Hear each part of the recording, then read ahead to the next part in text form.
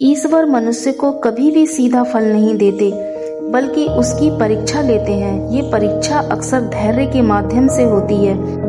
ईश्वर चाहते हैं कि इंसान विपरीत परिस्थितियों में भी टूटे नहीं, बल्कि विश्वास और संयम बनाए रखें। जब मनुष्य कठिन समय में धैर्य रखता है, तो वह न केवल अपने अंदर की शक्ति को पहचानता है, बल्कि ईश्वर की कृपा का अनुभव भी करता है।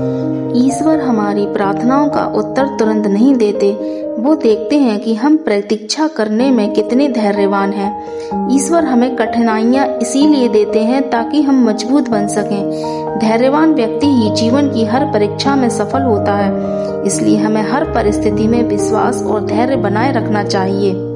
मनुष्य का जीवन सुख दुख का संगम है। जब जीवन में सब कुछ ठीक चलता है, तब विश्वास करना सरल होता है, लेकिन जब कठिनाइयां आती हैं, तब हमारा धैर्य और ईश्वर में आस्था असली कसौटी पर खड़ी होती है। यही वह समय होता है जब ईश्वर देखते हैं कि हम टूटते हैं या फिर दृढ़ रहते हैं।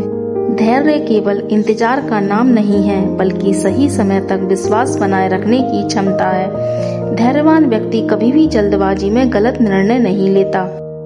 धैर्य इंसान के भीतर सहनशीलता, संयम और आत्मविश्वास पैदा करता है।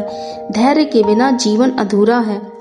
हम जब ईश्वर से प्रार्थना करते हैं, तो हमें तुरंत उत्तर नहीं मिलता।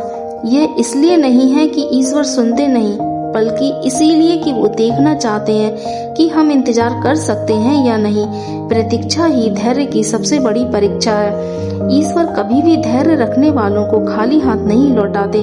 धैर्यवान व्यक्ति को सफलता भले ही देर से मिले, लेकिन वह स्थायी और श्रेष्ठ होती है। धैर्य हमें आध्यात्मिक रूप से मजबूत करता है और समाज में भी आदर्श बनाता है। प्रिय साथियों, ईश्वर की परीक्षा आसान नहीं होती, लेकिन यही परीक्षा हमें परिपक्व और सफल बनाती है। हमें ये समझना चाहिए कि जब भी जीवन में कोई कठिनाई आए, तो ये ईश्वर की तरफ से हमारे लिए एक अवसर होता है। अवसर खुद को साबित करने का, अवसर अपने धैर्य और विश्वास को मजबूत करने का। सुख में विश्वास करना आसान है, पर दुख में धैर्य और आस्था की परीक्षा होती है।